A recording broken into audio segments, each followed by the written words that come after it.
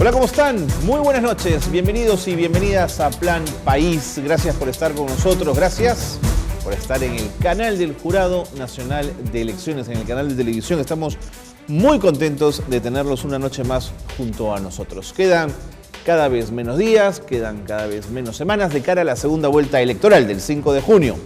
Allí, Fuerza Popular y Peruanos por el Cambio y Fuerza Popular se van a enfrentar en la segunda vuelta electoral. Y nosotros queremos llevarles a ustedes la posibilidad de que tengan el panorama más amplio en relación a los planes de gobierno de ambas fuerzas políticas. Hemos revisado aquí en Plan País varios temas y hoy toca uno sin duda muy sensible y muy importante además, que es el tema de la corrupción. En un instante les voy a presentar a nuestra primera invitada, pero quiero reiterarles algo que hacemos en todos los programas, pero que es importante, y es llevarlo siempre a la web del Jurado Nacional de Elecciones, a la web de Voto Informado. Porque en esa web tienen ustedes los planes de gobierno de todas las fuerzas políticas que participaron en primera vuelta y las dos que están disputándose la segunda. Allí pueden mirar, cotejar, comparar y tomar decisiones para un voto bien informado. Así que ténganlo en cuenta. Bueno, dicho eso, nos metemos en materia. Vamos a hablar de corrupción y vamos a hablar con la vocera de Fuerza Popular en el tema de corrupción, que es la congresista electa Jenny Vilcatoma y que nos acompaña ya en el programa. Bienvenida, señora Vilcatoma, gracias por estar con nosotros, un gusto. Buenas noches, muchas gracias. Tenerla aquí, gracias Igualmente. por acompañarnos. La congresista electa Jenny Vilcatoma nos acompañó en Foro 45, aquí en el canal del Jurado Nacional de Elecciones, ahora es congresista electa y va a asumir la responsabilidad dentro de su partido de liderar el tema de la corrupción. Dicen ustedes en su plan de gobierno, y a esto quería abocarme, señora Vilcatoma, que con respecto a la corrupción hay un diagnóstico entendiéndola como una corrupción generalizada y en aumento. Así es. Cuando hablamos de generalizada significa que todas las instancias estatales están tocadas por la corrupción. Así es. ¿Por dónde empezarían en los primeros 100 o 150 días de gobierno a atacar un problema como este? En el diagnóstico que usted acaba de mencionar, me gustaría precisar lo que está sucediendo a nivel nacional. Ahora la corrupción está siendo cometida, concretada en manos de organizaciones criminales, un grupo de personas que se juntan con la finalidad de cometer delitos con reiterancia y permanencia en el tiempo. Entonces, ¿cómo está funcionando la administración pública? Durante gestiones enteras se están juntando funcionarios y servidores públicos también con particulares para ponerse de acuerdo en la forma en que se apoderan del dinero destinado a obra pública, hospitales, carreteras, colegios, para capacitar docentes, capacitar médicos, contratar más personal de salud.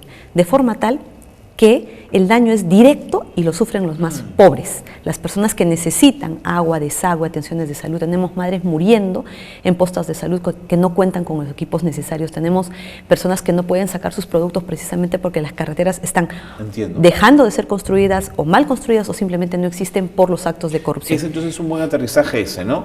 La corrupción no es algo lejano ni distante, es algo que nos afecta a todos y en gran medida. En gran medida, así es.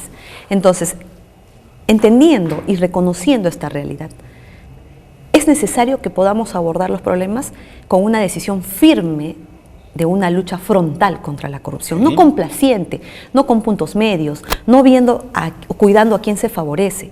¿Qué necesitamos? ¿Qué ha sucedido en el Perú últimamente? Tenemos casos concretos en los cuales el gobierno ha interferido directamente en la función de aquel funcionario público que es el encargado de representar los intereses del Estado peruano en un proceso. Esto es el procurador.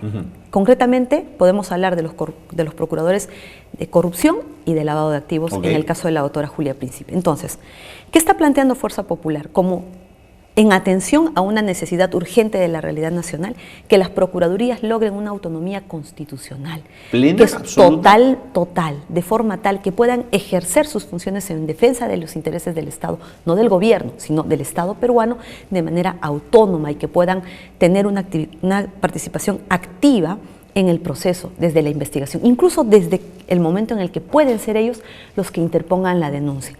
¿Qué está sucediendo? ¿Dónde nace la corrupción? Es cierto, puede investigarse a los actos de corrupción de un gobierno saliente, de la oposición. Pero ¿dónde nace la corrupción? ¿Dónde tiene la posibilidad de nacer? Precisamente cuando un gobierno es vigente y poderoso. En la actualidad, un procurador es nombrado por el presidente de la República. Seguro. Nombrado y destituido, sin expresar causa alguna cuando haga este tipo de destituciones. Entonces, ¿qué es lo que está pasando en el Perú? Se está interfiriendo en las labores de estos funcionarios cuando el accionar propio de sus funciones empieza a chocar con el gobierno. De acuerdo. Entonces, ¿qué necesita un procurador Primera decisión, tener? procuradores independientes. Totalmente independientes. Okay. ¿Para qué? Muchos dicen o minimizan la necesidad de una procuraduría y de la labor del procurador. Lamentablemente se ha estigmatizado al procurador como una persona decorativa que solamente plantea la reparación civil, ni la sustenta bien, y si al final la cobra o no, es lo de menos. Entonces, esa es digamos, una calificación inadecuada o equivocada. Pues si el procurador o no se prueba el delito en la investigación, en el proceso, ¿de qué reparación civil estamos hablando? Entonces, el procurador, que puede ser el que tome conocimiento del acto de corrupción, lo denuncia al Ministerio Público. El fiscal es el que se va a encargar de llevar a cabo la investigación. Pero ¿qué sucede cuando hablamos de corrupción? Esta que nace en las entidades públicas, incluso desde los actos preparatorios, pues es ahí donde se orientan las contrataciones, se sobrevaloran y durante todo el proceso de la contratación, de la ejecución de la obra, por ejemplo. Pero ¿qué pasa con la corrupción? Crea toda una ruta para permanecer en impunidad. Entonces, al llegar al Ministerio Público, ¿qué sucede?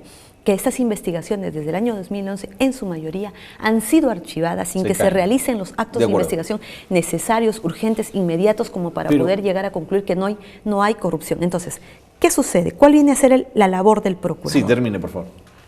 El procurador debe ser aquel que le pida al fiscal la realización de actos de investigación. El procurador debe ser aquel que aporte elementos de convicción. Pero entonces, el procurador debe ser aquel que queje o denuncie al fiscal o al juez cuando no lleva a cabo. Me queda claro, me parece además interesante, pero igual razón, igual derecho. Entonces, lo mismo habría que hacer con los funcionarios de la Contraloría que están adscritos a las instituciones públicas. El dinero de esos contralores es pagado por la misma institución. Yo pienso que la falta de conocimiento le ha restado importancia a esta necesidad urgente de lograr la independencia de las procuradurías. Pero esta no es una medida que va sola. Asimismo, como usted bien lo ha dicho, ¿no?, viene acompañada de otra medida fundamental, urgente. Como hemos dicho, la corrupción se da en las instituciones públicas. Así es. ¿Dónde nace? Desde los actos preparatorios.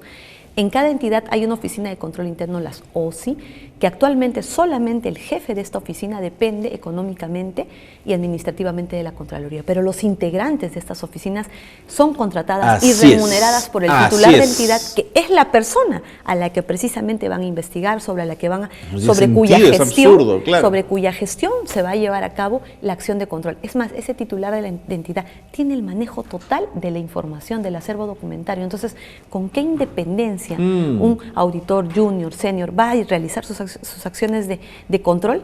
Si lo pueden retirar, lo pueden despedir. Sacar a la Contraloría. Así es. La primera medida urgente, la independencia de las procuradurías, que viene acompañada de la segunda medida, que es de lograr la independencia total de estos integrantes de los órganos de control. ¿Para qué? Para que precisamente puedan tener la autonomía y hacer sus acciones de control en el momento, incluso de manera simultánea. Y a la vez que se pueda poner de conocimiento también a los fiscales inmediatamente. ¿Para qué? Para que ellos empiecen por su lado, en el ejercicio de sus atribuciones, a hacer su trabajo de investigación. Ahora, por su sesgo profesional, que es el sesgo de ex procuradora, parece que lo que nos está diciendo tiene que ver más con el post-delito que con la posibilidad de prevención. ¿Hay forma de prevenir la corrupción institucional? ¿Cómo? Por supuesto que sí. Incluso cuando hablamos de las OSIs, el funcionario que va a estar encargado de las acciones de control pueden hacer verificaciones al tomar conocimiento en tiempo real. Entonces, se corregiría, ¿no?, de manera preventiva, toda aquella contratación que ya se va a orientar puede ser corregida en ese momento. Pero hablando propiamente de la prevención, obviamente, la corrupción no es un flagelo que va a desaparecer el primer día de gobierno o en 2 años, en 3 años. Es en una proyección de 10, 20 y 30 años. Pero 2 aspectos importantes. Hay que elaborar políticas públicas para poder prevenir, fortalecer la probidad en el funcionario. La prevención llega hasta un ámbito familiar. Precisamente las familias desintegradas, el hecho que los niños se encuentren sin la formación en valores de los padres, o que ellos se encuentren propensos por, digamos, deficiencias en la educación, que los hace, digamos, relegarse en los colegios. Un alumno que no tiene un buen rendimiento, si no recibe, digamos, la debida asistencia para nivelarse, ¿qué va a pasar con ese alumno? Se va a ir relegando, de forma tal que va a pertenecer a las personas que repiten de año, las que no van a tener las mismas oportunidades laborales. Y estas son las personas más propensas, ¿no?, a cometer el crimen organizado, que son captados como sicarios juveniles, y a la vez, precisamente, que en el desarrollo de su función, por la falta de adecuada formación, precisamente las personas que van a ser más prolijas a cometer estos delitos, ¿no? Entonces, la prevención viene fortalecer, ¿no?, la probidad en el funcionario, para que sean ellos en el ejercicio de sus funciones quienes cumplan a cabalidad, sin actos de corrupción. En una mirada de mediano y largo plazo, si lo entiendo bien. El de largo plazo, precisamente, acompañado de una serie de medidas. Ahora estamos mencionando una, ¿no? Desde el hogar. Esas son medidas de prevención que perfectamente conocemos. Pero ¿qué hacemos con la corrupción que está operando el día de hoy?